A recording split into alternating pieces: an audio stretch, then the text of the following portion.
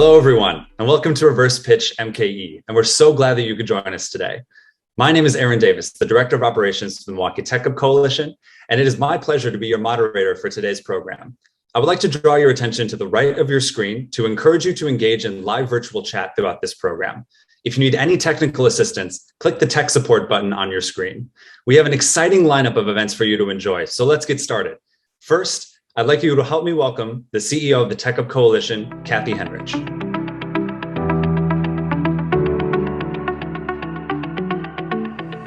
First of all, welcome everyone to the 4th annual programming of Reverse Pitch Milwaukee. Reverse Pitch is really a great opportunity to expedite your pathway into growing a successful startup. But before we get started, I want to first tell you who is the Milwaukee Tech Hub Coalition. The Milwaukee Tech Hub Coalition was formed 2 years ago in order to inclusively double tech talent here in the Milwaukee region, both to drive long-term economic prosperity in the region, as well as to create life-changing jobs. Milwaukee is actually a place where we have a really strong tech ecosystem already. There's over 80,000 tech employees here in the region. There are over 2,000 tech businesses, and it's over 9.5% of our economy. And it's growing fast. In first quarter, we were actually rated as the fastest growing tech ecosystem, and we continue to outpace the rest of the nation in 2Q and 3Q based on the number of tech jobs here in the region. So we continue to expect that to grow. And it's because we have all the critical success factors here for a successful tech ecosystem.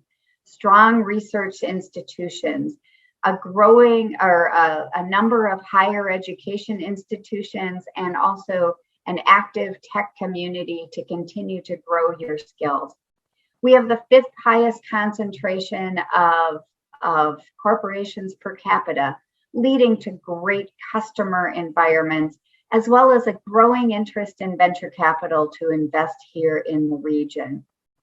You couple that with a great quality of life and a low cost of living, being right here on the beautiful Lake Michigan. But my favorite part of the Milwaukee region is actually the people. This is a place where people have a generous spirit, where they're willing to help one another and really extend networks and be able to help one another be successful. So it's under that spirit that these organizations have come together under Reverse Pitch and collaborated with 7 great challenge statements associated with how you can expedite your business. These organizations have come forward with well-researched problem statements. They know that these are challenges that are yet to be solved. And they are willing to work with the organizations, the startup community, to help create product market fit and solve their challenges, because these are real issues for them. So, if you, as a startup, oftentimes you think of an idea and then you go shop it in hundreds of conversations, with knocking on the door and trying to get somebody to be interested in your idea. Here we flip the script. Instead, we have these challenges coming to you, and individuals from these organizations willing to invest to help you in creating a solution that will solve their problem. So I want to specifically thank these 4 innovative companies who have come forward with their challenges very openly and are willing to partner externally in order to solve their solutions. So Freighter and the Medical College of Wisconsin, Northwestern Mutual, Rockwell Automation, and West Bend Mutual. They are all leaders here in the region around innovation and tech. And with that, I want to welcome you to the Milwaukee region, whether you're here from the region or you're across the country. All of you, we are very interested in helping grow a startup that can help solve the problems for today and of tomorrow. So thank you very much and enjoy your day today.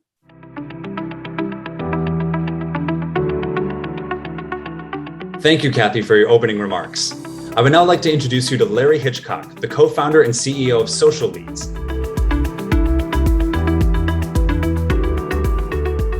Hey there, it's Larry Hitchcock, CEO and co-founder of Social Leads, winner of the very first reverse pitch back in November of 2017.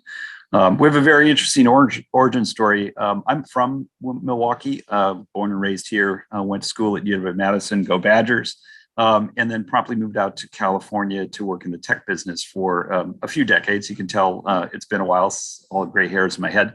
My parents live right across the street from Northwestern Mutual's global headquarters here in downtown Milwaukee. And back in November of 2017, I was just coincidentally in town visiting my father for his 78th birthday and had heard about NM's reverse pitch in a marketing email from the guys and gals over at the Milwaukee Tech organization. Decided to come across the street, hear what the folks at NM were saying, and really was more interested in getting to the happy hour afterwards. Kind of felt like it was going to the timeshare sales pitch in order to get to the free rental car or free hotel room. But as I sat there and I heard the story of what was being told and the reverse pitch dynamics and the challenges that Northwestern Mutual was asking the more than 800 people in the audience to contemplate technology solutions for, it turns out I had a bunch of thoughts about what they were doing and some ideas for that, and went over to the happy hour, engaged with the NM executives who had been on stage, Carl Governor, then CTO, David Rice, who's still here, Craig Shedler, the head of investments over here, and asked them, since I am not a technology person as a coder, I'm a technology person as a business guy, asked them who in the room was one of the best software engineers that they knew. And David Rice actually pointed over to a guy named Matthew Salzer, who was putting his coat on and leaving that happy hour at the time that this happened. I walked over, invited Matthew to coffee the next day, and found my co-founder, found a technical co-founder. It turns out it was a great thing to do because in January of 2018, we came back and pitched Northwestern Mutual on our solution for 2 of the 5 challenges they had that year, both around field sales enablement and helping young advisors find better referrals in the sales process. We pitched them in January that year. And by February, March of that year, I was coming back to Milwaukee from California, where I was working at the time. Started a new company. We moved into the Van Buren building where we actually are right now, and started building the Social Leads product for Northwestern Mutual, who was a great both investor in the company at the early days, but also a great co-development partner. Really helped us understand the nature of the insurance business, understand how their field sales organizations worked, and then most importantly, understand how to build an enterprise piece of software for them so that they could use it. Once we got it done, they could go ahead and use it and put it into purpose out in the field. The journey that we had along the way was very fruitful for us. We've raised additional money since the founding of the company in March of 2018. We've built a product. It's a product that field sales advisors across the financial advisory industry can use. We've closed our first customer, was Northwestern Mutual, so being in the building was really helpful for that. We were able to meet with their security teams, their compliance teams, their field management teams. We got a chance to go out into the field and visit 30-some field offices along the way.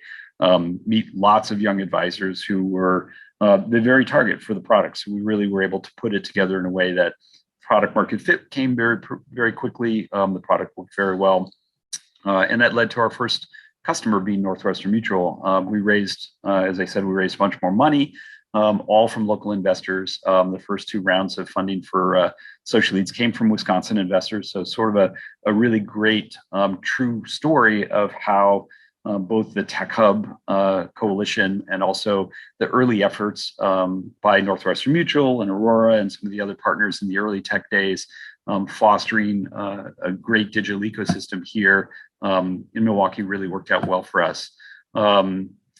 a couple of things that we took out of the process that I hope all the winners of Reverse Pitch do is, when you're talking to a big company like Northwestern Mutual or any of the other participants, Rockwell and some of the other companies, you have to realize as a startup or as a small enterprise that it's great to have collaboration with these big companies, but it's also great to really socialize the nature of doing business as a small company with a very large company. Finding the processes and the ways of procurement and purchasing that these big companies have, and going on a journey with them during the process of working in collaboration with them on some new idea or some innovative thing that you guys are building.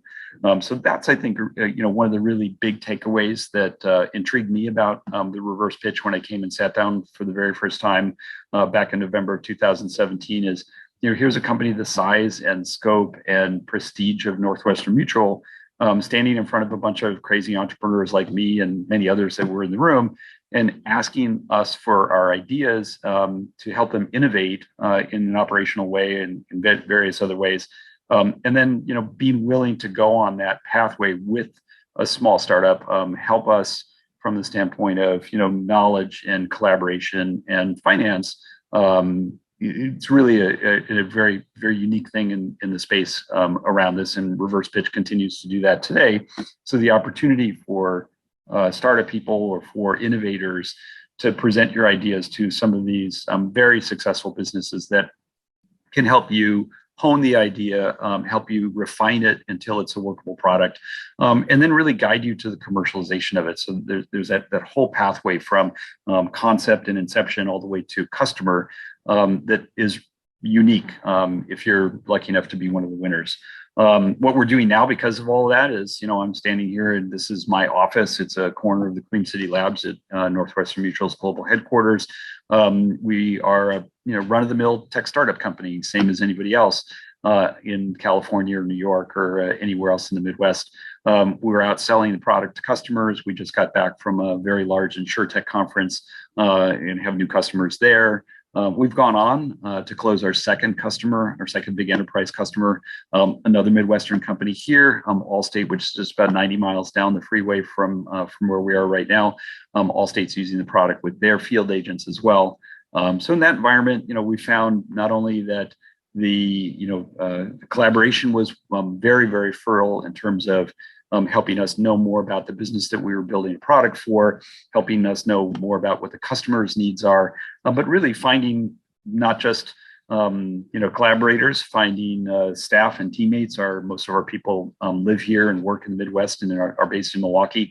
And then more than that, raising money from local investors and helping that happen, which was really amazing from our point of view that even to this day, the majority of the funding that we have comes from Midwestern investors. We've got some Silicon Valley investors as well, but most of our money is coming from people who are right here and understand the dynamics of business here in the Midwest and the business in the technology space. Here we are trying to grow the company. Knock wood, we stay successful and we continue to grow the company. It's a startup business, and it's fraught with risk and danger, but we seem to be executing pretty well at this point, and very excited to be a part of the whole Reverse Pitch program. Very excited for all of you who are going to be, thinking about participating in this year's challenges. As always, as I say to everybody in the business here in the Midwest that I bump into, we've gone on a journey. We're happy to share our successes, our trials and our tribulations with everybody, and do whatever we can to help this year's winners, help this year's participants as well. So thanks for the time. Thanks for listening. Again, Larry Hitchcock, my co-founder, Matthew Salzer, the guy that I met the very same night of Reverse Pitch in November 2019. That was great, Larry. Thank you. So many great points there. Now it's time to transition to our live panel.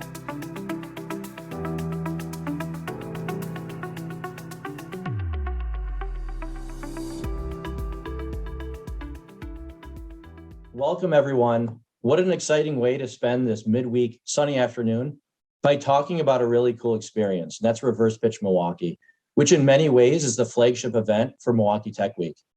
My name is Jonah, and I lead the emerging tech team over at Molson Coors, and I'm tuning in right from Miller Brewery behind me. I'm also a former entrepreneur as well as the Startup Committee Chair for the Milwaukee Tech Hub Coalition. And so I'm deeply familiar with and very passionate about the startup ecosystem, corporate innovation, and of course, our Milwaukee tech community. Now, just a quick shout out. I hope that we can all celebrate in person together this evening at Merriment Social, where Molson Coors will be sponsoring a nice happy hour between 5 and 7:30. I look forward to enjoying a beverage or two with many of you tonight and talking all things tech and innovation. But right now, I'm the moderator for this great panel. So we want to get into it and learn more about the importance and impact of Reverse Pitch Milwaukee by talking with the 4 corporate innovation leaders who are leading the way this year. So let's get into it, and we'll go in the order of that I see you on my screen and just start with some introductions. We'll go from Beth and Merle to Gwen and Mike. Beth, you can take it away. Hi, I'm Beth Cole. I'm part of the innovation team here at Northwestern Mutual. I'm sitting in Cream City Labs right now. And we're really excited to be part of Reverse Pitch Milwaukee and watching it grow and change as we introduce new participating sponsors. It's really exciting. Thanks. Merle?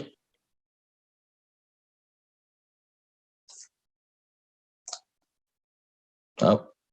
There we go. Hear me okay? All right. After 18 months, you would think that you have figured out the mute, but apparently not.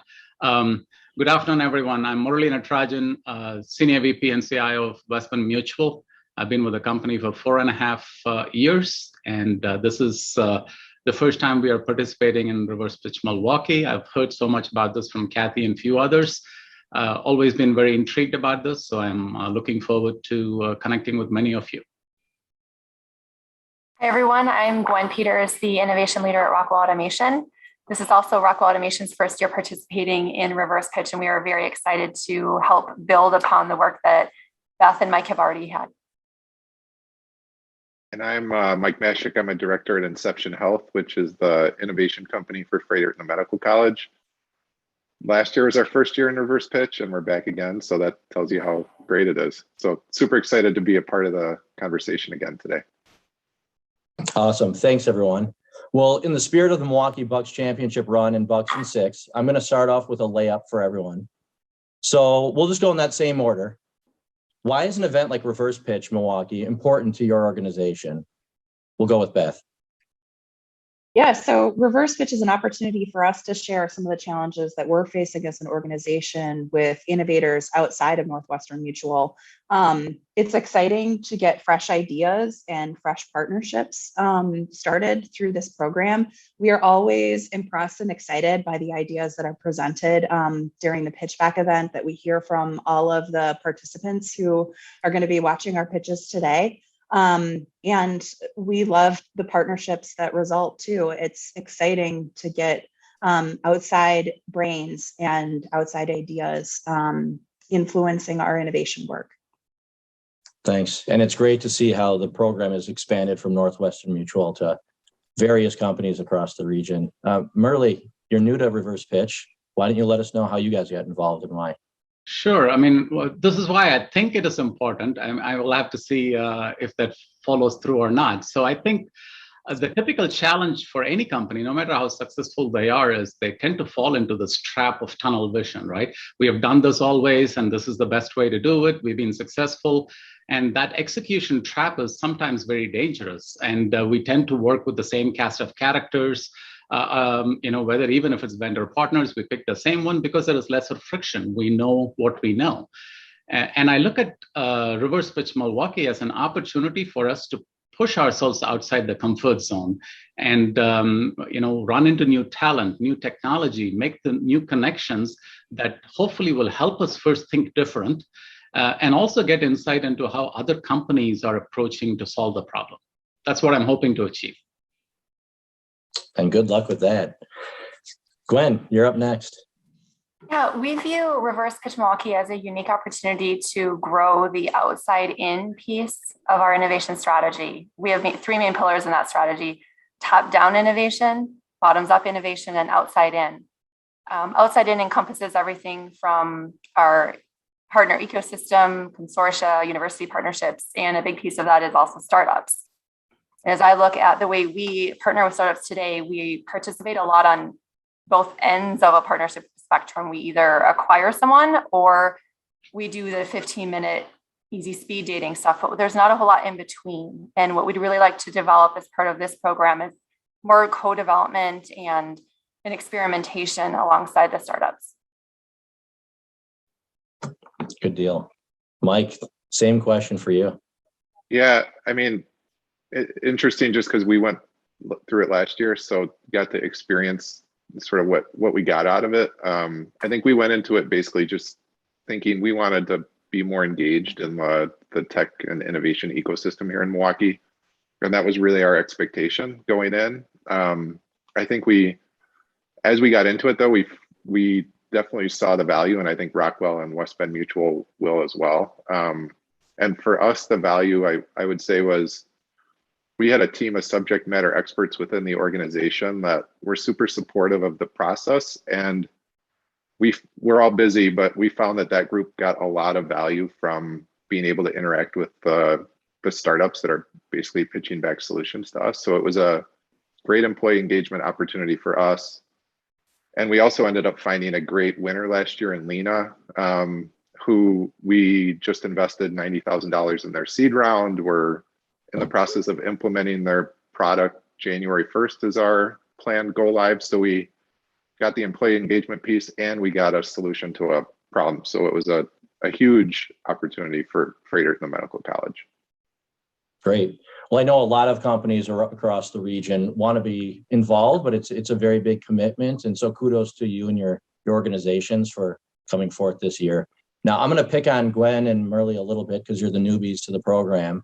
Now, I know that you're no strangers to innovation and you had a lot of great ideas coming through your pipeline. But I'm curious, and I'm sure a lot of the audience members are curious to know, why are you partnering with external talent in order to solve an internal challenge? We'll start with Merle. Oh, all right. We often use the word innovation, and that's used a lot. And it has three components, at least the way I look at it. It needs an idea, it needs to be executed well, and it should have an impact. If these three things are there, then I think that is an innovative thing for a company to do. And we need diversity in that thought process. I mean, ideas are relatively cheap. I mean, anyone who takes a shower can come up with an idea. Execution is hard, and meaningful execution that has an impact is even harder. And that's where we need thought leadership, because our biggest challenge, at least in IT, that we often see is our ability to change the tires while we are driving the car. And we need different people to be engaged to see how we can solve that problem differently, as opposed to just doing things the way that we have done in the past. And it helps us to leap forward in the technology as opposed to incrementally adding new technology. And also, I'm hoping that it'll help us understand what kind of talent pool we need for the future. So those are the reasons I feel it's better to partner for external talent. Great. So I'm sure you've gotten a lot of good support internally, and you're really excited for what's to come today and for the rest of the program. Gwen, we go way back. I know you're all about innovation, and you've done some great things over at Rockwell. Same question for you, for the audience. Why are you reaching out externally to solve some of these internal challenges? A lot of benefits to doing that. I think the basics are contributing to the innovation ecosystem and access to key talent, which is really hard right now. But specifically for us this year, we recognize that we have some really critical business needs that don't necessarily make sense for us to develop ourselves. We are not the only customer for a solution in this space. And even if you include us and our customers and the companies in our ecosystem, even those people and those players are not the only customers for this space. So investing in the development and maintenance of that internally would be really slower and more expensive than if we were to partner with a startup company to do that. The additional benefit of working with a startup company is we help enable their speed, right? We put our money and our expertise behind them to help them create a solution that works for our industry, but they're also not bound by the sort of ask permission guardrails that you often have in the corporate environment. Sure, we all know those. All right, well, as rookies, I think you fielded those questions pretty nicely. We're going to move on to Beth and Mike, who have been with the program. I know Beth for several years and Mike last year. Let's open this kind of question up a little bit more broadly. Clearly, you're reaching out externally to source ideas. I know you've got a lot of internal campaigns and programming. A lot of ideas coming through your organizations. Tell us a little bit about your process for kind of reviewing all these ideas and prioritizing them and figuring out what are the ones that are worth solving and the ones pursuing. We'll start with Beth, who's the seasoned individual with Reverse Pitch. Yeah, I think key for us is specific to the Reverse Pitch program is thinking about those ideas that are a great fit for looking outside of the organization in the same way that Gwen and Merle were speaking to something that will be a problem for many organizations outside of Northwestern Mutual, something where we would like fresh ideas and a solution that is driven outside of our four walls. I think innovation generally is always driven by the most pressing needs for your customer, whoever that customer may be. And in some cases with Reverse Pitch, our customer is internal. Some of our challenges are around things that we would like to see elevated or improved or built upon for our employees as opposed to our clients. And I think that's also at the core of kind of what we're looking for in solutions. I think the most successful teams in Reverse Pitch in the past have been those who have really embedded themselves in that problem space and understanding why it's a problem space or a challenge space that we're solving for at Northwestern Mutual. Awesome. Mike, you've got a pretty large organization yourself.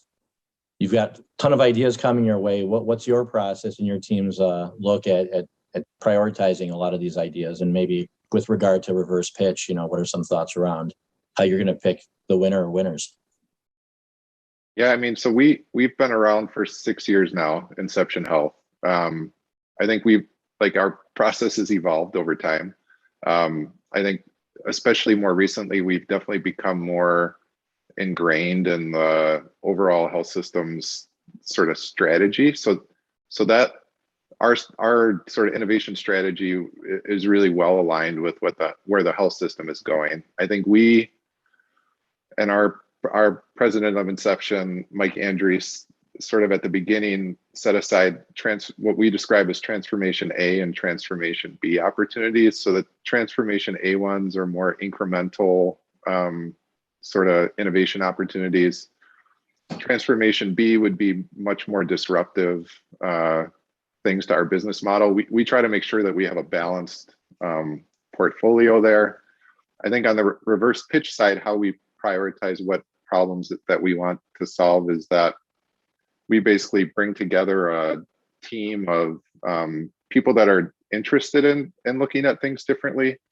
And that sort of group of leaders helps us to assign the priority for what we bring forward as our Reverse Pitch problem statement, and which the audience will see later today. That's great. Looking forward to that. And I challenge you as an innovator to come up with a Transformation C plan and run with that next year. Definitely. Yeah. So Beth, you've been around the block for a long time with Reverse Pitch Milwaukee, an exciting event. And we talked about a lot of innovation that's happening within Northwestern Mutual, which is great. Tell the audience a little bit about what success or failure or both looks like across your whole innovation journey. Yeah, I mean, I take a really long view in terms of innovation. My goal with innovation is to advance new ways of approaching the challenges and problems that we face as an organization, as an industry, as a society. So sometimes that advancement can be quick and our progress towards advancing against those challenges is quick. Sometimes it's not quite as quick. And we put in a lot of work kind of building on those ideas and building support for those ideas across our organizations and across our communities. So it's difficult to define what exactly constitutes a success or a failure, but it's exciting to work with a program like Reverse Pitch, where we are able to take part in these startups moving so quickly towards meeting some of these challenges. And it's exciting to be part of solution building that is so present. That's great. We will switch gears just a little bit. Gwen, let's pay attention here. No interruptions from your crowd here. let's talk a little bit about, there's probably people in the audience who are students, they're up and coming entrepreneurs. Maybe they want to get their foot in the door at a large organization, which I highly recommend as a corporate worker here. How has innovation in your end affected the way you recruit and hire talent? Yeah, I think it has evolved a lot, especially in the last 3 to 5 years.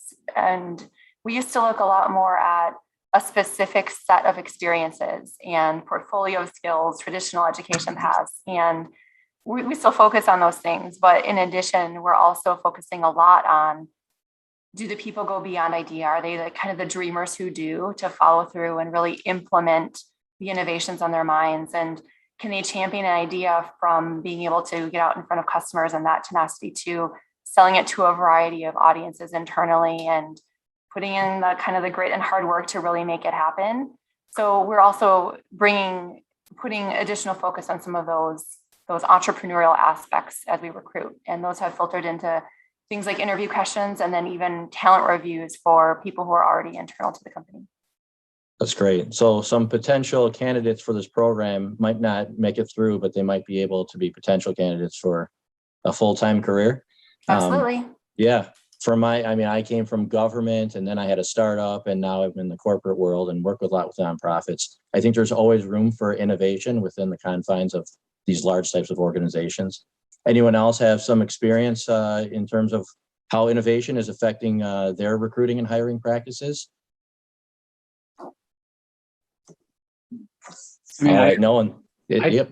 Yeah, I can. I think it is definitely, we do see a challenge because everyone wants to work on cool and sexy things, right? And especially the next generation that is graduating from schools and colleges. So it is a challenge if company doesn't innovate in the way that it executes. It is hard to be able to find the right talent. So we definitely are trying to figure out how do we position ourselves to attract these kind of next generation talent that is out there. Yeah. And I know all of us are seeking great talent over at Molson Coors. We're here in Milwaukee, so send us your applications now. All right, this is going to be for everyone. It's very important for the audience who might just be in Milwaukee or might be beyond. I'm an entrepreneur. I'm looking at Milwaukee as a destination, whether it's a place to live or just a place where there are a lot of organizations to work with. So we'll just start, maybe Mike, we'll start with you, but why should entrepreneurs consider locating their startup to Milwaukee, or at least investing their time and energy into working with Milwaukee companies as customers? Yeah, we were talking about this a little bit before. Like, to me, this is an interesting question just because I didn't grow up in Milwaukee. I'm someone that tends to move around a lot. People at Freighter laugh because I've left and come back, and I did that at my last company too. So I tend to believe that there's great opportunity to learn in a number of different places. So I think Milwaukee fits a really important place depending on where you are in your sort of journey as a startup. I think we have huge opportunity here to work with large corporations, which I think provides huge value to a startup. I think it's a super supportive environment here in Milwaukee. And I moved to Milwaukee from Chicago. I think the opportunity in Milwaukee is that it's like that big fish, small pond sort of idea where you can really stand out in Milwaukee, where in sort of other cities, it's not quite as easy. So I think, and lastly, I guess I'd say that there's right now in Milwaukee, and you heard Kathy Henrich talk about this, there's tons of energy in the tech space. So if sort of helping to build something is something that you're interested in, I also think Milwaukee is a great place to be. Awesome. Let's hope you didn't steal the answers from everyone else. Murley, we'll go to you. Talk about Milwaukee and why entrepreneurs should be looking for this great city to be a part of. Sure. Mike have to explicitly say it, but just looking at me, you will know that I'm not from Milwaukee. But I think one of the things I see here is just universities, tons of great schools, large companies that are either headquarters or have a huge presence here in Milwaukee. I think that creates a dynamic that I think is going to help us sustain that kind of a technology talent and build on that talent in Midwest. So that's why I think Milwaukee will be successful in attracting talent, not to mention great beer. Thank you. Give you your $5 later. All right. Beth, talk to us about Milwaukee. I mean, for entrepreneurs, I think a big thing is the four of us being right here now. Obviously, we're invested in supporting entrepreneurs in the city. Our teams and our organizations are here to work with you. I know everyone that I've worked with within NM for Reverse Pitch they're very excited to work with entrepreneurs and to start solving these problems. I mean, we've also got like great sports. You can't knock that. It's a fun place to be. It's awesome. Gwen. I'll echo what the other panelists said and maybe add, in addition to the access to large corporations and the four of us and our mentor network, you also have this very close innovation ecosystem throughout the region that is incredibly generous with their time and supportive. I experienced that myself as I was coming to the region and in this innovation role and trying to understand everyone involved.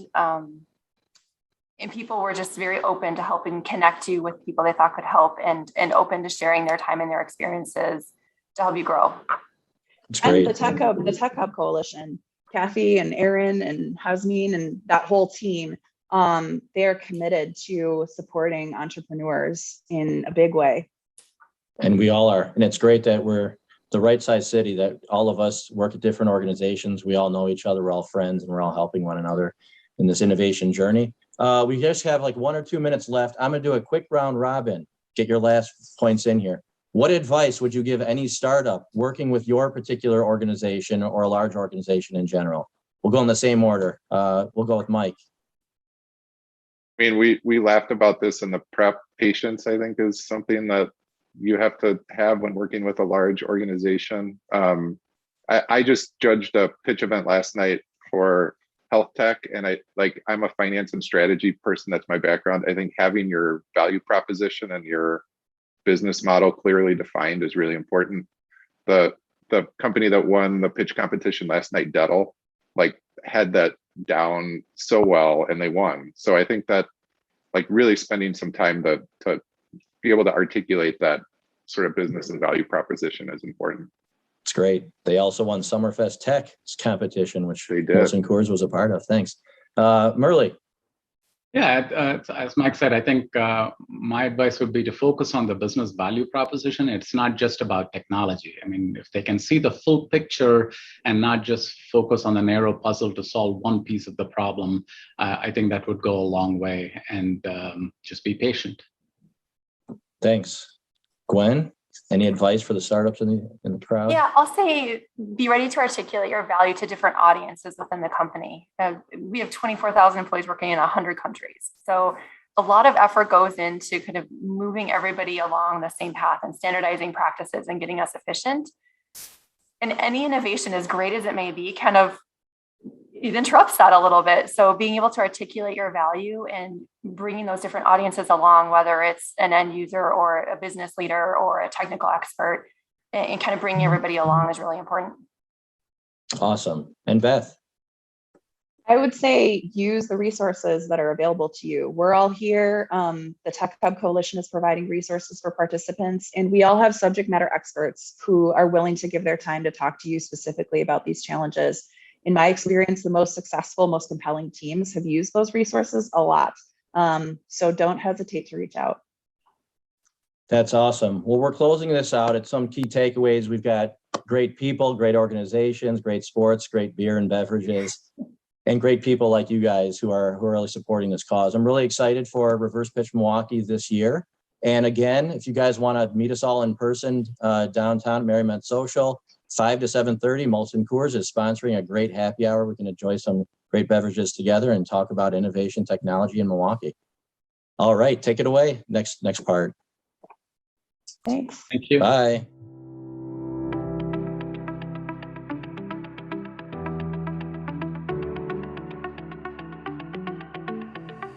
What a great panel, everyone. Thank you. And thank you to each of our participating sponsors. We'll now take a quick 5-minute break to refill any drinks or use the restroom. When we come back, we'll begin to premiere the first set of challenge statements. So sit tight.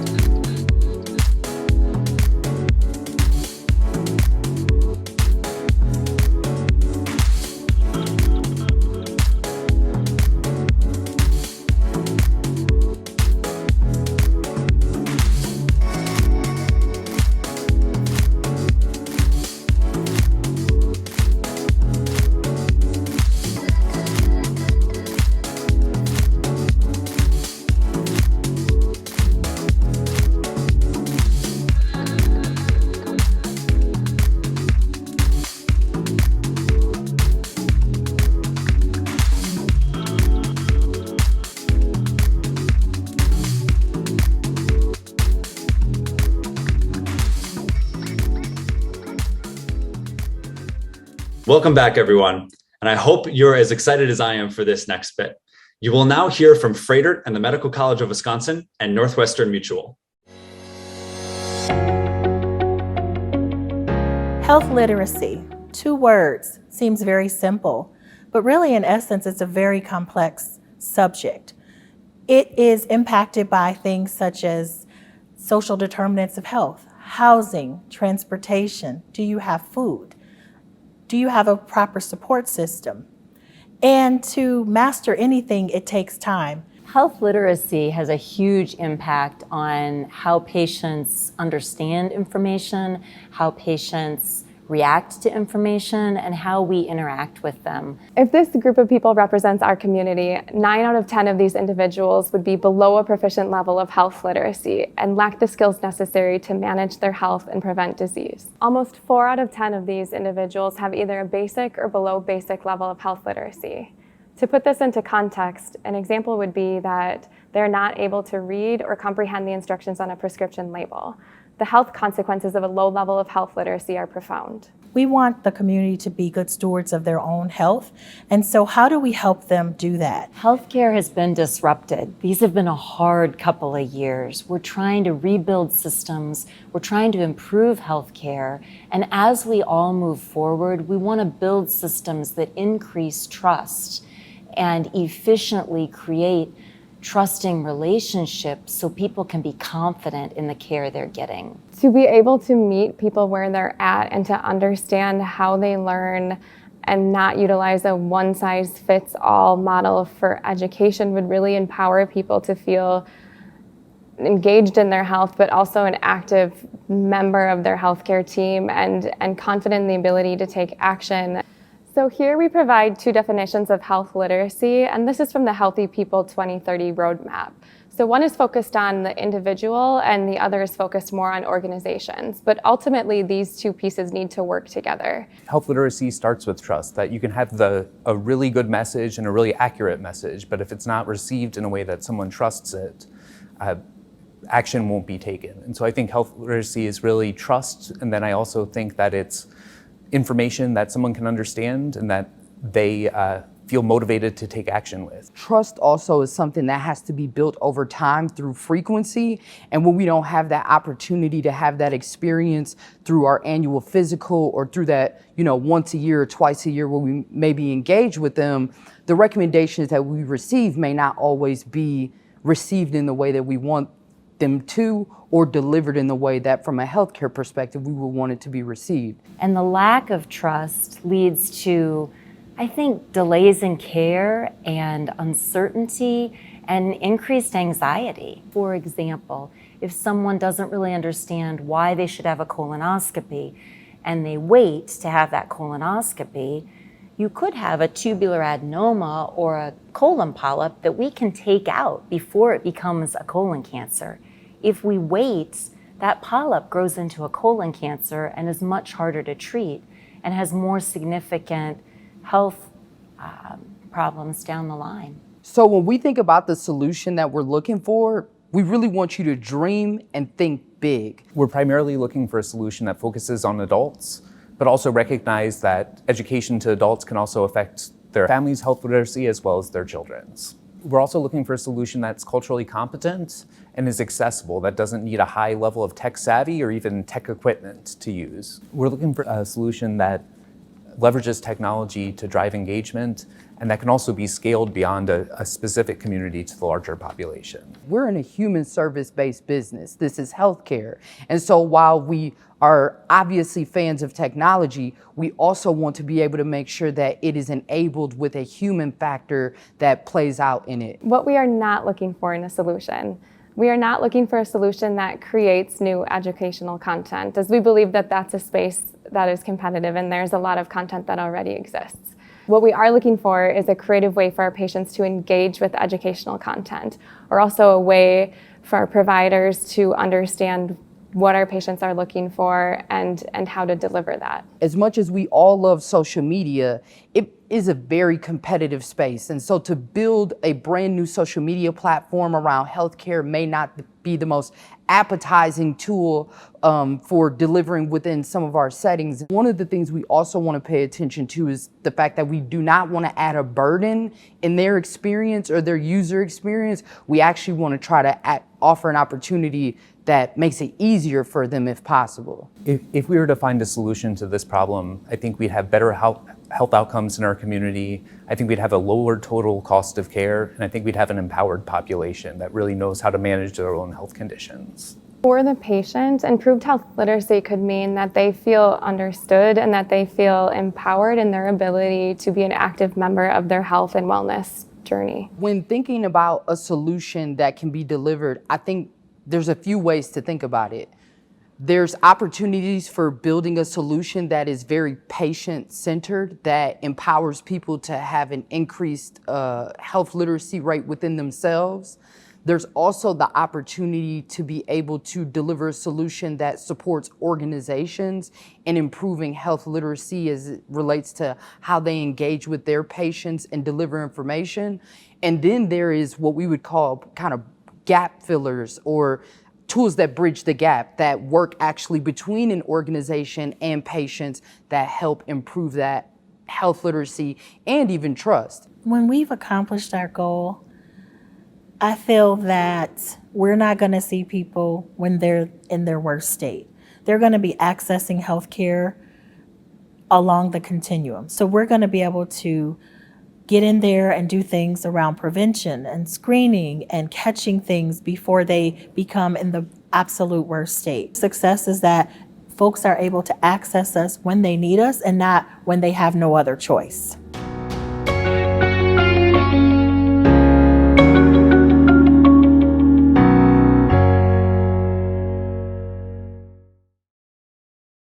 Social media is important to our financial representatives because they're constantly looking for ways to connect with their clients. And we need to find a way to help them to do that in a compliant manner. Northwestern Mutual supports a network of more than 7,500 financial representatives. One of the most important aspects of their work is to connect with their clients. Today, social media is an important tool in accomplishing this. Social media can be effectively used by financial representatives to meet and connect with clients, position themselves as expert advisors, and promote their businesses. Northwestern Mutual and companies like us are under several regulatory bodies, including FINRA, state regulators, and others. It's a lot of regulations to keep track of, and enterprise compliance has a part in helping representatives understand what those are. It's our job to help educate them and help steer them clear of landmines and things that they may not even be aware of. New regulations around communications with clients are constant. In recent years, there's been increased attention around social media platforms and their use to ensure proper guardrails. In most cases, we are able to inform the financial representatives of misuse and redirect them to more appropriate social media usage to avoid serious consequences. Recently, an example came up in our industry where a peer firm of ours was fined a large sum of money for failure to supervise social media accounts for a registered person. This was not an account that represented the company or a business account. These were personal accounts that we need to be able to monitor, and we're looking for a tool that can do this for us so we can avoid things like that in the future. We recognize that to be relevant in the industry, to connect clients to where they are today, a presence in social media is a great way for advisors to stay top of mind for their clients as they're working through various life stages and thinking about their financial needs. So we have a tool that already captures social media channels that are approved within the enterprise, like Facebook and LinkedIn. And that tool allows us to ensure that our advisors are using it in a compliant way. If we had a tool that would help us understand these other channels that are currently not approved, we could potentially connect those two tools in order to work together to help all of us become more efficient in understanding how to navigate and leverage social media for our business. If we had better data around social media platforms and the types of needs that our representatives have, we would be in a better place to inform our advisors on where to spend their time, which channels to use, how to best engage with their clients, and do so in a compliant way that will help build their business. We've been looking for a solution like this in the marketplace, and there doesn't seem to be much there. I've also talked to my peer group as part of an industry roundtable and what others are using as far as automation in this area, and no one has any other solution. Northwestern Mutual is seeking a way to support and guide our financial representatives in the use of social media platforms and applications. Financial representatives increasingly rely on social media to promote their business, but not all social media platforms have the infrastructure to meet industry regulations. We seek a solution that will automate and streamline our process of identifying unintentional misuse and guide our financial representatives towards approved social media tools. The solution must catalog all available social media platforms, even if they're not yet popular. It must also be able to search across these platforms and channels for business use by Northwestern Mutual affiliated advisors and staff. And the tool should be able to differentiate between personal use of these platforms, which is permitted, and use that contains business relevant content. The tool should also differentiate between content from our corporate social media profiles and usage by individual field representatives and their staff. Additionally, we seek a solution that provides a monthly report for our compliance staff so non-compliant use of platforms can be discussed with advisors and staff and their social media use can be adjusted. The report should be easy to read and should include a reference to the usage in question, such as a screenshot or a web link. A solution would give us a much smoother path towards creating a compliant environment for advisors. What we're not looking for are solutions that monitor approved social media platforms for compliant use. Northwestern Mutual already works with a vendor that monitors financial representative accounts across approved social media platforms for compliance. A tool like this would not only provide the automation for an organization of our size that we need, it would also provide additional information that we can use from a marketing standpoint. Where do our financial representatives want to connect with their clients? What is the next social media platform that we don't even know about? It would help us stay in front of what's happening in social media.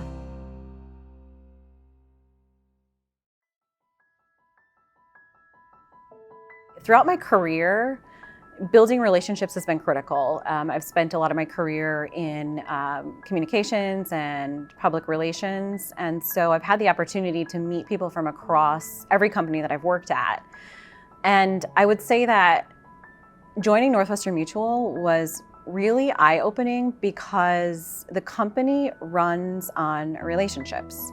The foundation on which it's built is mutuality, which means we're in this together. So what we do is for our clients and not for shareholders. From my personal experience, I can say that all the way to the top of the organization, people matter. For me, as someone who works in the talent development space, I think something that's really important about our culture and what it gives employees is that opportunity to develop and learn from others. We often think that development happens by reading a book or sitting in a classroom, but really it's about relationships and being able to share what you've learned with others and learning from others' experience as well. And so having a culture where it's natural to reach out and connect over coffee or over lunch is really important in helping to drive relationships and an important part of employee development. Mentorship and sponsorship is really key at any career, whether you're at Northwestern Mutual or another organization. And in this hybrid environment, being affected by the pandemic, we've had a lot of new employees who have joined the company who don't have that ready-to-go network to be able to make those connections, to start really advancing in their career, as well as being able to identify people who could possibly be their mentors. In addition to the new employees, I think diverse employees are impacted by this even more so, whether we're in person or virtual. COVID-19 really has had an impact on this aspect of our culture, and that you lose some of the ability to run into folks in the hallway and say, hey, let's grab a coffee or let's grab lunch and learn more about that or talk more about that. For me, even being back on campus, even if I have the time and the availability and I'm excited to connect with someone, you don't always know who's around. Northwestern Mutual also recognizes that we were a dispersed workforce even before the pandemic. We've got primary locations in Milwaukee, in Franklin, Wisconsin, and in New York City in the financial district, along with numerous network offices across the country. So being able to facilitate and continue to build a culture that creates opportunities for people to network and build relationships is really at the heart of who we are. Some of the specific challenges to a dispersed working model from an inclusivity lens can be social cues that are lost. So when you've got half of the meeting in person and the other half is joining remotely, you may miss some of those things and not pick up on them. Additionally, if you're in person on campus, you have to have someone there, looking at the chat messaging so that you're really pulling in all of the voices, because it can be really easy to lean on the voices that you have in person on campus and not to allow the others who are joining by phone or by another device to really chime in and contribute to the conversation. We also want to make sure employees who must work from home receive the same mentorship, support, and access to opportunities as the employees who are working on site. COVID-19 has introduced new challenges for some families, including caretaking responsibilities. We don't want those limitations to impact an individual's career or well-being. Northwestern Mutual has a strong history and culture centered around people and relationships. In our unique office environment, networks across the enterprise are fostered through informal lunches and coffee connections. We are seeking a solution that will continue to grow a stronger and more inclusive culture that serves the specific needs of a workforce dispersed across multiple campuses and home offices. So a solution must be easy to use and will eventually need to integrate with our new employee portal, which will begin to roll out in Q1 2022. I would really like to see in a solution the opportunity to know who else is around and available for either grabbing coffee, connecting, sharing lunch together.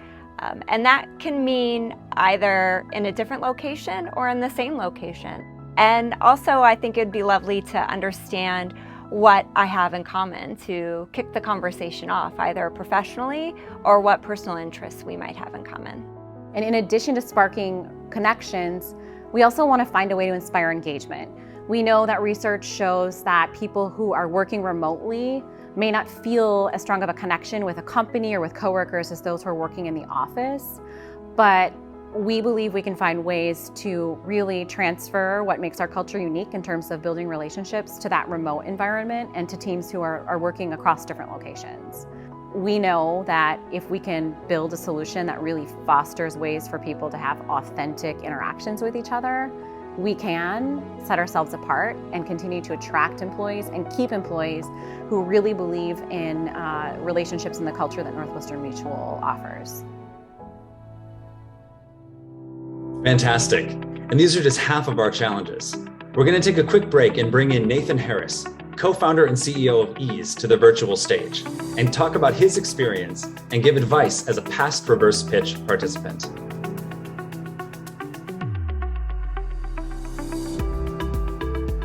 Thank you, Aaron. My name is Nathan Harris. I'm the co-founder and CEO of Ease. I heard about reverse pitch just through the network and throughout Milwaukee as people were talking about some of the challenges that Northwestern Mutual and Freighter were having within their organizations and how they wanted to call on the startup community to really find a solution for that. And that was something I wanted to be a part of, especially with it being an HR and workforce innovation space. We created our company Ease to really create a counterculture to the traditional method for going into the workplace. And that was an area where we saw a lot of diversity within the talent pool just naturally happening because a lot of individuals that were not as successful in the workplace due to some challenges found greater success in a freelance economy. So we just wanted to create a home for them. So when people were talking about different ways to diversify their talent pool, we looked around the room and said, we think that we could be a great solution and partner for this. And we applied and the outcome was pretty awesome. Ultimately, yes, we did win the reverse pitch, but even throughout the process going into the program, it was a very collaborative experience, making sure that you were ready once you were selected to be one of those pitchback winners to to really prepare yourself. You had a lot of subject matter experts even before the challenge, which is very unique. We've been through a number of different accelerator programs and other programs, both in Silicon Valley and in the Midwest. And it was very something that wasn't like either one of them. It was a little bit of the best of all worlds, if you really want to call it that, because what you got to do is really see their sides. Whether if you won or not, you still walked away with some great value.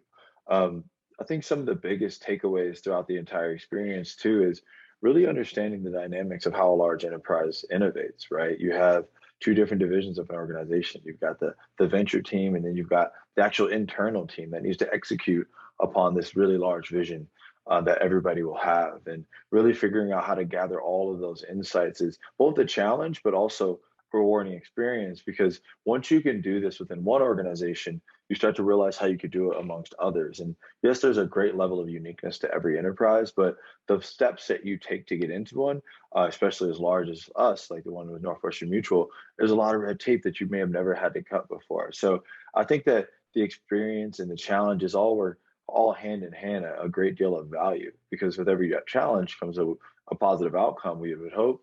And then you can learn from that and use it to scale your organization. And this is where I give a lot of advice to new participants is, as you do go into this, make sure that you're not just taking everybody's input. You have to figure out how to create a hierarchy of needs, right? And what's most important for your organization and where it is today, as well as where you want to be tomorrow. So, not forecasting too far out, but creating some reality and some expectations for both the organization and the venture team that allow your startup to be the glue between those mutual goals.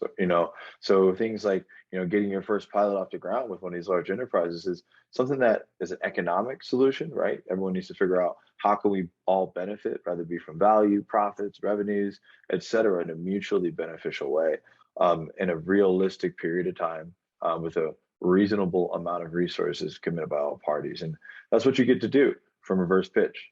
So I think that that's something that you just have to prepare for. And I think that, if you can tell that story in a way that's easy to understand, you're going to ultimately be successful in the program, leading up to the program, and hopefully with securing a victory and a positive outcome. And once you take that positive outcome, it's more than just winning within the organization that selected you. Other people from around the marketplace and around whatever industry you're in are going to start looking at you. They're going to start noticing your business as a legitimate player in this space. So I think don't take everything that comes your way. Be ready to say no, but take the best opportunities that come that way and don't waste it. Get your press and PR ready. Use the momentum from the opportunity in as positive way as possible, because that's the whole goal of this, right? Is to stimulate growth for startups, stimulate growth for enterprises in an innovative and scalable way. So I think it's great. I think it's something that I really, really am grateful that we had a chance to be a part of. And now, because of this, we're working with 4 other Fortune 100 companies, all within, less than a year of us winning the program, because just the overall attention and overall things that we learned from being a part of it. And we see that happening, 2 to 3 times as many more of those opportunities coming next year, just because as soon as you get one opportunity and you have a success with them, it just becomes that snowball that leads to that big opportunity and hopefully that big exit. So I think it's great for so many companies that are engaging, and I really think just going into it with a good mindset is going to be the best outcome. So cheers to anybody taking on the challenge. I wish you the best. Nathan, thank you for your incredible insights and advice to our participants. This makes me really excited about the remainder of our challenges, and I'm sure each of our participants are really eager to hear them as well. Let's show the rest of our challenge statements.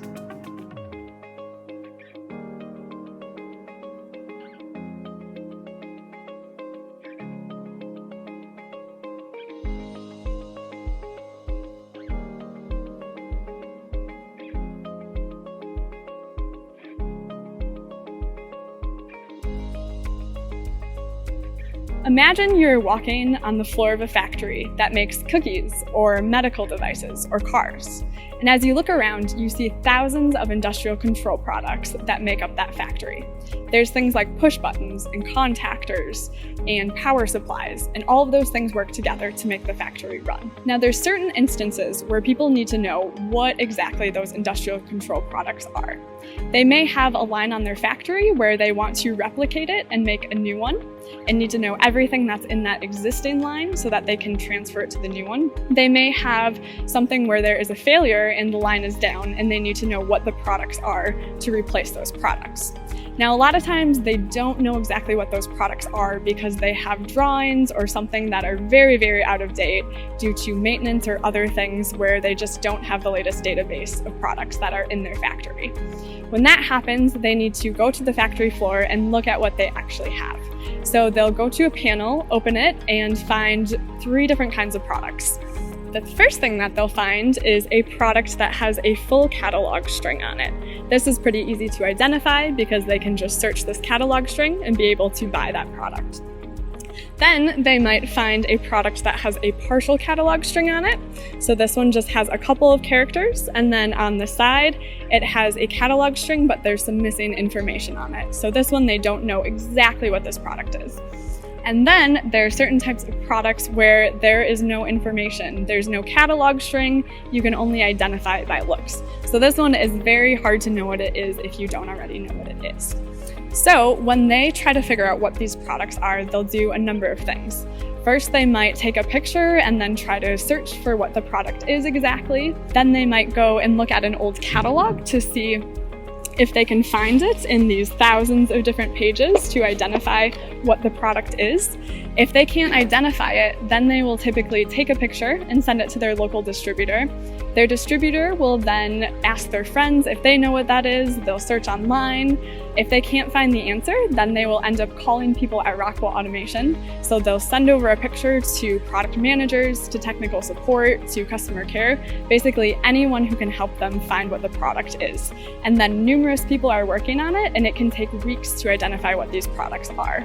After weeks of figuring it out, then the customer will eventually get their answer, but in reality, the customer needed the answer right away. These traditional research methods take a lot of time, which hurts us in a few ways. Of course, all the time spent searching is wasteful and better spent doing value-added work. But beyond that, time delay can cost our end users a lot of money in a downtime situation. And a slow response can mean losing out on a potential sale when we're trying to convert a customer. Using our current tools, 450,000 queries every year fail to determine a Rockwell Automation equivalent to a competitor part. One of our most frequently searched products is the 800T push button. If a mere 10% of the failed queries were matched and converted to a push button sale, it would generate $4.5 million. Thinking about the market landscape, image recognition tools have been available for years. Lots of apps have barcode scanners. There's Google Lens, Amazon had Firefly. There are wine label readers, bird identifiers, plant identifiers, but all of the current solutions on the market are aimed at enhancing daily life or entertainment. The industrial space is largely untapped. Even beyond the Rockwell Automation ecosystem, there are dozens of other occupations like electricians or mechanical contractors and their industrial suppliers that could benefit from working more efficiently, being able to identify parts in the field. The solution that Rockwell Automation is seeking could be expanded to include household replacement parts like light bulbs or industrial replacement parts like fittings or fasteners. We are committed to find a simple and innovative solution for this challenge and equip our team to better serve our customers. We understand that having the best product is not enough. Market is changing drastically. It is all about balance between product, between services, and time to serve. Why this matter? Because we are talking about improving customer experience. How we keep our team to work smarter translate in how we can better serve and support our customers. All this is about simplification, and simplification drives productivity. And finally, better customer experience drives market share and growth above average of the market. We are looking for a solution, so these are the criteria. Simplicity, able to identify 3 categories of products. Connectivity, providing relevant product information from the web. Flexibility, mobile and desktop applications. And finally, fun to use, what could include gamification. Are you interested to create an innovative tool to help people to work smarter? We are looking for bright minds to make that happen. Apply today.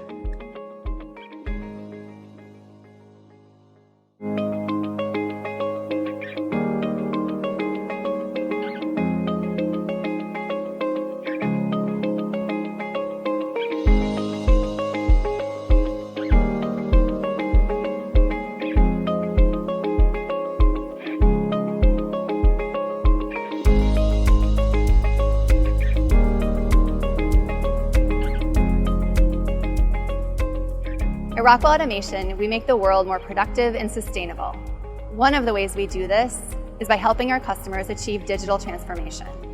Basic analytics in manufacturing brings value by helping to identify operational problems and diagnose root causes. Even greater value can be unlocked by using data in advanced analytics to predict future performance and prescribe future action. Rockwell Automation is partnering with Sargento Foods to prescribe machine settings and machine utilization using advanced analytics of their raw material. Through this process, entrepreneurs will be working with teams from both Rockwell Automation and Sargento Foods. I'm Portia Young, Director of Corporate Public Relations at Sargento. The challenge that we present to you today speaks to our enduring winning spirit, where we believe that anything is possible when people work together. Food and beverage space processors and converters have continuously been challenged to accurately measure incoming bulk raw material parameters. For Sargento, variations in material age, moisture, and pH can all influence product performance through our systems. These variations can lead to excessive material waste, reduced product quality, and ultimately impacts overall equipment efficiency. Additionally, over many years, our supply chain teams have developed significant amounts of institutional knowledge on how to adapt to raw material variability. However, we do not have that information formally captured. As we're seeing an increase in retirements and employee movement, we need solutions to better capture and utilize that institutional knowledge and proactively provide information to new personnel. I'm going to provide you a high-level perspective on how cheese is made and the complexities involved in post-production and storage of cheeses. The cheese gets a wide range of flavors, textures, and forms, and that are always changing. To get consistent raw material, the cheese blocks are very carefully stored at specific temperatures, evaluated using trained cheese graders, and analyzed using the gross chemical composition. To successfully convert the cheese blocks into various forms such as slices, snacks, and shreds, it is critical that Sargento understands and controls the inherent variability of the incoming raw material. This would help meet the internal quality targets, reduce waste, improve employee morale, and exceed consumer experience. Industry leaders are leveraging artificial intelligence and machine learning to transform their organizations from automated to achieving autonomy in manufacturing operations. When we think of autonomous systems, self-driving cars and autopilot in aircrafts are great examples that come to mind. With advancements in technology, these modern methods are very much a reality for manufacturing space as well. If you can leverage the data to build a robust model of the manufacturing process, then you can use those models to predict how the system would respond according to variations in incoming raw material, recipe parameters, environmental variables, and many other interventions that could happen. Then you can take this one step further and use those models to determine how to adjust your manufacturing process in real time autonomously for achieving improvements in production efficiency, yield, and reduced scrap. As the teams are coming up with innovative ways of utilizing artificial intelligence and machine learning to solve this problem, we recommend you include these within your submissions. An AI and ML model that can ingest the data from sensors and also take institutional knowledge from operators and process experts as inputs. Develop a novel, deep reinforcement learning methods that can determine and prescribe runtime machine settings based on raw material characteristics and the contextual data. Incorporate dashboards that can display model evaluation metrics, insights from the application, the predictions and prescription set points. And it'll be great if the improvements can be tied to business KPIs, key performance indicators, and also demonstrate how the solution is repeatable for similar end users and industries. Sargento's desire to adapt to the variability of raw materials is not unique. We help customers across the consumer packaged goods industry to do golden batch optimization. These prescriptive actions are also important for pulp and paper because of the variability of recycled content and raw material tensile strength. At Rockwell Automation, we help our customers be more productive and sustainable. Would you like to develop our next innovative AI model to predict and optimize machine performance? Apply today.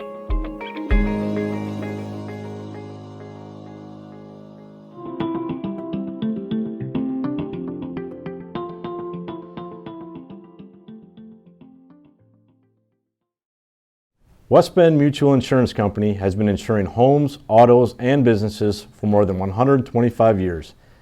Headquartered in West Bend, Wisconsin, the company employs more than 1,300 associates and partners with 1,500 independent insurance agencies in 15 states to bring these products and services to their valued customers. With approaching $2 billion in net written premium, the company has been rated A, excellent, or better by AM Best since 1971. For 12 years, West Bend has been named a best place to work and consistently ranks higher than its competitors in an agency loyalty survey. The size of U.S. property and casualty industry is approximately $700 billion. This specific challenge is not limited just to property and casualty segment, but the concept is applicable to all types of insurance. The U.S. insurance industry's net written premium last year was about $1.28 trillion. Yet, there is not an easy way for an insured to know if their policy covers a specific risk. As an example, let's say if you're going on a winter vacation and decide to rent a snowmobile. How do you find out if your policy covers for loss related either to physical damage and/or liability? Some companies provide that kind of a coverage and some do not. The current way our insured can find this out is either by reading the fine print in their policy document, or they can call their agent or the insurance company. Now, wouldn't it be easier if there is a way for the insured to look that up using natural language search from their phone? This solution has the potential to reduce a lot of friction in the industry and also help our customers better manage their exposures. This could be truly a game changer, and we are looking for thought leadership to solve this age-old problem from you all. Consumers of insurance are often uninformed about the product they are buying and likely don't realize the details, the terms and conditions of their insurance policy until there's a need for their policy to respond. Like in Murley's example of renting a snowmobile, or as likely when the consumer needs to file a claim for damages or a loss of some sort. This dynamic is historically inherent to insurance policies and is the primary driver of frustration and mistrust between consumers and the insurance industry. The insurance product is complicated, largely misunderstood by consumers, and not sufficiently explained and supported by the insurance industry. This persisting dynamic leads to our challenge statement. The property and casualty insurance industry has no easy way for an insured to look up their policy in order to know if they have coverage for a specific risk or if the loss incurred will be covered by their insurance policy. Insurance policies include several exclusions. Some are obvious and generic, while others are specific exclusions that apply to that policy. We seek a solution that can read specific policy document language and answer any coverage-related questions related to that policy in natural language. This is currently done manually and can result in significant efficiency gains if it's automated. So based off our challenge statement, insurance policy language, coverage, limits, deductibles, exclusions, all are roadblocks between consumers and the product they're purchasing. Widespread education of consumers on these industry terms has proven over time to be inconsistent, unreliable, and certainly ineffective. To provide a better understood insurance product, one that is valued by consumers for the protection it provides, as well as what it doesn't provide, we need to educate our customers by providing transparency of insurance policy products they are buying.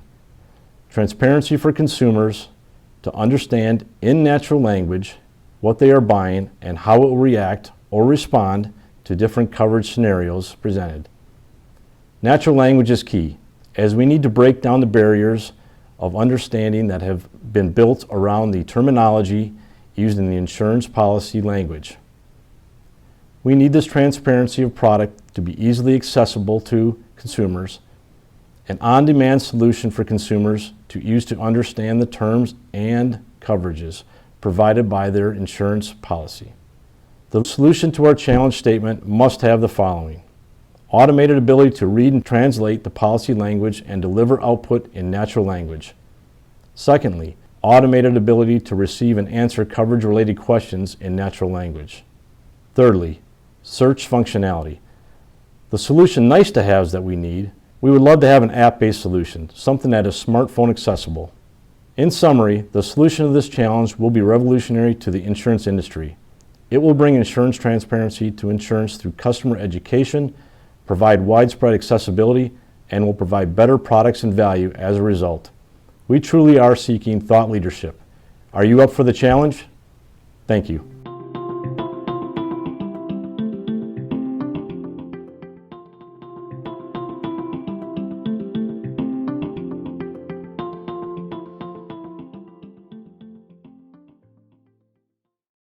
West Bend Mutual Insurance Company has been insuring homes, autos, and businesses for more than 125 years.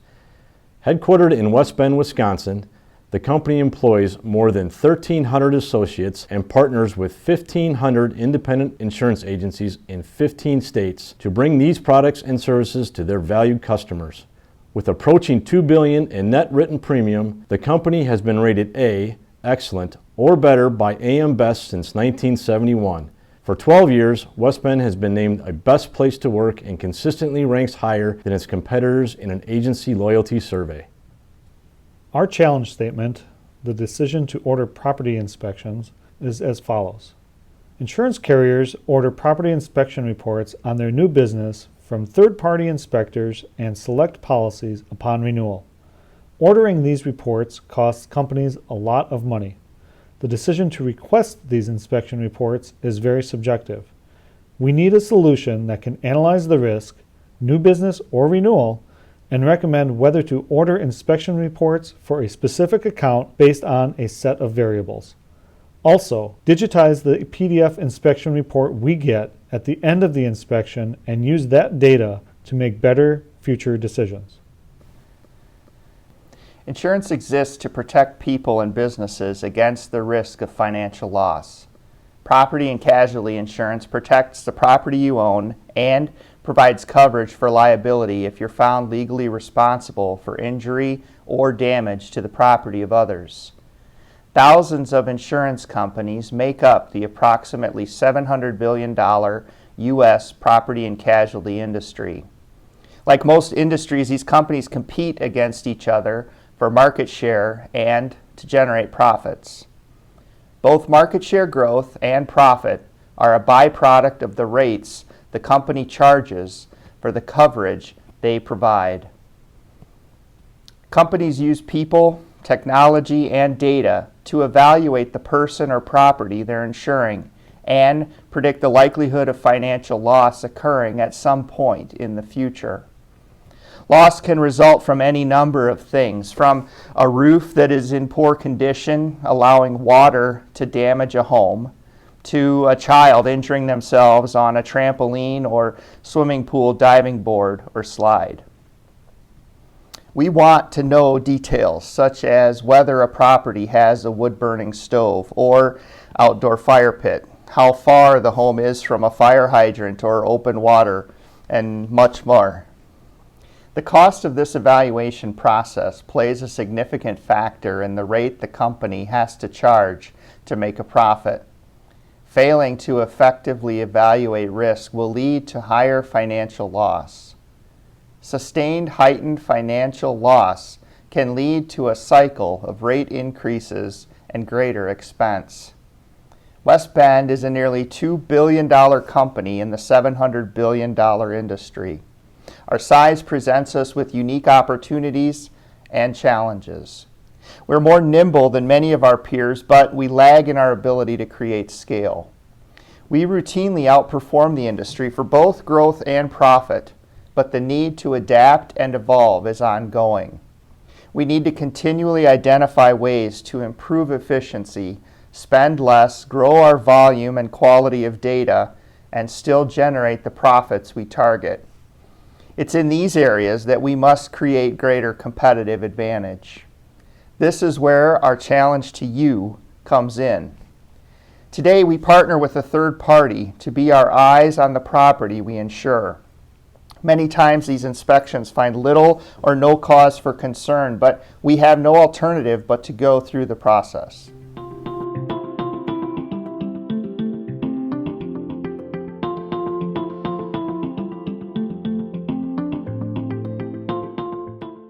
In order to remain competitive, companies must continue to look for ways to grow while effectively managing expenses. In solving for this challenge, the solution will need to not only assess whether to order an inspection, but also have the ability to prioritize based on risk and variations in geography. For example, a home in Arizona may not be the same as one in Wisconsin, so companies will need to rely on different criteria and different rules in determining what needs to get ordered and when. Also, in order to be an efficient, scalable solution, it needs to automate workflows across all property types, both commercial and residential. One of the key pieces to provide ongoing value and increase that value over time will be to leverage data. Data is at the foundation of what will drive future business decisions. Companies will need to both consume from and feed their data warehouse as part of the risk analysis. In order to accomplish this, they will need a way to digitize the inspection data in order to utilize it for future risk analysis. The solution will also allow companies to continue to manage risk effectively while minimizing cost as they continue to both maintain and grow their book of business.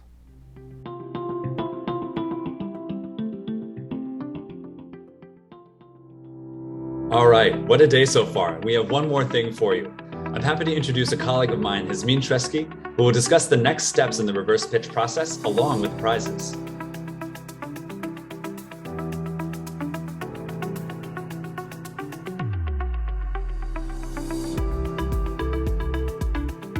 As Aaron mentioned, my name is Yasmin Tresky, Program and Events Manager for the Milwaukee Tech Hub Coalition. We will get to know each other very well as I will be your point of contact throughout the reverse pitch process. We hope you are finding the Kickoff event inspiring and motivating. You might be asking, what happens after the event? Well, I'm happy to walk you through the process. Register for mentorship. To register for mentorship, you will complete a Microsoft Forms application that will be sent in a thank you email following the event. You can expect a touch point from me regarding your interests along with upcoming important dates. When you register, this lets us know that you want to learn more about the challenges, but there is no obligation to pitch back at this point. Benefits for mentoring. If you don't have a team of 2 or more, this stage of the process gives you an opportunity to connect and build a team.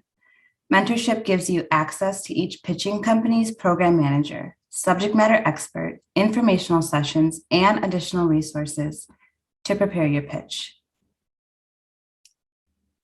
There's going to be a timeline of events. Registration is open tonight, October 27th through November 17th. Application materials will be available on November 24th. This will include the application guidelines and sample application materials. To apply to pitch back, the deadline is December 31st. On January 7th, pitching companies will select teams to pitch back. At this point, if desired, each team will be matched with a mentor, continue communication with a subject matter expert, practice your pitch with the program manager, and prepare to pitch back. The pitchback event will be held in February of 2020. That date is yet to be determined. Reverse pitch winners will then be announced in March of 2020. Finally, the exciting part. Each selected team will earn a $10,000 prize to ignite their startup. The $10,000 prize is intended to provide the resources needed to support your company launch. But winners are invited to use this payment as they choose. Payment is subject to standard terms and conditions. A cash prize isn't the only thing up for grabs. I would like to thank our in-kind sponsors who have a passion for startups and are stepping up to support each of you in your journey. Take a look at what else each winning team will earn. These services hold a collective value of over $8,000 per winning team. It is my pleasure to turn it over to our in-kind sponsors to provide greater detail. I look forward to working with you in the near future. Good luck to everyone.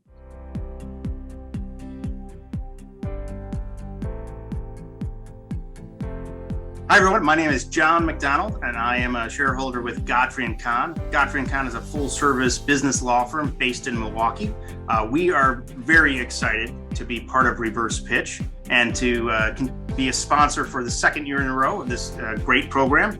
I am chair of our venture capital team, and so I work a lot with startups, and Reverse Pitch is a great event that supports the ecosystem in Milwaukee and benefits not only the startups and the founders, but also some of the large local businesses, as you know. The prize we are awarding to the 4 winners of the contest are 50% off legal fees, the first $5,000 in legal fees you incur with G&K after you win. So best of luck to each of the contestants, and looking forward to hear the pitch. Hello everybody, my name is Scott Williams. I'm very happy to be here. I'm going to talk a little bit about myself, the company I work for, talk about this great event. It's going to be a fantastic day. Again, my name is Scott Williams. I'm from Wisconsin, from the Milwaukee area. Went to college in Wisconsin. After school, I moved to California, right to the San Francisco Bay Area into Silicon Valley. I was there about 8 years, and since then I've been back and forth between Silicon Valley and Wisconsin. In my travels and my work experience, I've seen great differences between Silicon Valley and Milwaukee, Wisconsin. We are hoping to bridge that gap and make those differences smaller in regards to tech and innovation ecosystem. The company I work for, it's called Trivium. It's a fantastic company. Trivium works with tech startups. We are based in Silicon Valley in Sunnyvale. I'm here in Milwaukee. Headquarters is in Sunnyvale. Very active client base that we have. In the last year, I believe collectively they raised $400 or $500 million. In the last 10 years, we've had over 30 exits through our client base. So a very active client base, which is really important because one of my personal goals is to help bridge that gap and bring some of the resources from Silicon Valley into the Midwest, which is why events like this, Reverse Pitch, are very important. So we're excited to be here. We're excited to work with all the winners. What we're going to offer the winners are free services. So any sort of acumen that we bring to the table, we're going to offer the selected winners, not just services, but any sort of guidance, connections, doors we can open, strategy, introductions, whatever we can do to help the winners. That's what Trivium is going to do. Very happy to be here. And again, personally, this is important to me. I have friends running companies here, friends raising money here, friends scaling here. And I'd love to bring some of the resources from Silicon Valley into Milwaukee to help us out. So it's going to be a great day. Thanks everyone, and looking forward to meeting you. Hello everyone, my name is Eric Johnson and I'm the founder and chairman at Aurora Worldwide Development Corporation. Since 1995, we've been helping businesses and their leaders of all kinds to be more competitive and insightful about what the market will be needing next from them and how the markets are changing that they try and address, and ultimately make them a better competitor in the industries where they compete. We're excited that the Reverse Pitch Milwaukee young people are going to be working with us. Hopefully, they'll take us up on our offer to do something called a Superiority Analysis Workshop. You'll spend a few hours with me and some of my senior leaders and advisors working on your offer to make that offer as compelling and irresistible to your markets as possible. We specialize in helping to recalibrate the frailties of offers and markets to turn them into anti-fragile strengths. In other words, aspects of your offer that get stronger under stress. And Milwaukee's the place where we're hoping all that will happen through the Milwaukee Tech Hub. So with that, I'd like to congratulate you again to all the competitors and especially the winners of the Reverse Pitch Milwaukee competition. If you'd like to learn more about me, I'm on LinkedIn at Eric Johnson, that's ARIKJOHNSON, or learn more about Aurora WDC via our website, aurorawdc.com. Congratulations, everybody. Hope to see you soon. Hello, my name is David Noel, and I'm the Lab Operations Manager at Serendipity Labs, Wauwatosa, where we provide flexible office workspace and co-working. Serendipity Labs is located within the Mayfair collection, and we provide unique private team space that delivers upscale hospitality and includes state-of-the-art technology, enterprise-grade Wi-Fi, and privacy.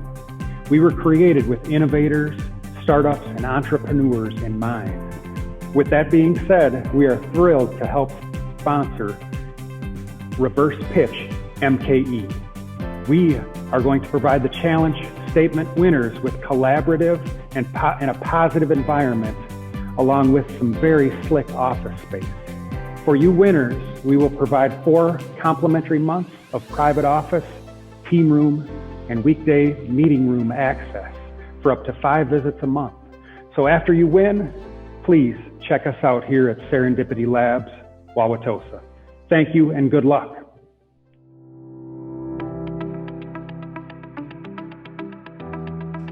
Participants, as you can probably tell, you have an enormous amount of support from our passionate corporate sponsors, community members, and the tech industry as a whole. Please take a quick 5-minute break, and when you come back, you'll join the top 2 breakout sessions of your choice. Each breakout session will be 30 minutes long, and with the program manager from each pitching company. Here you can ask specific challenge questions through video or through the live chat box. After the 30 minutes is up, you'll move to the next session. All right, everyone, after a long day, this is a happy hour announcement. Come join us for a happy hour at Merriment Social in Milwaukee to network with local startups, entrepreneurs, corporate sponsors, and expert in tech beginning at 5 p.m. today. There'll be complimentary appetizers and beverage sponsored by Molson Coors. We look forward to seeing you there.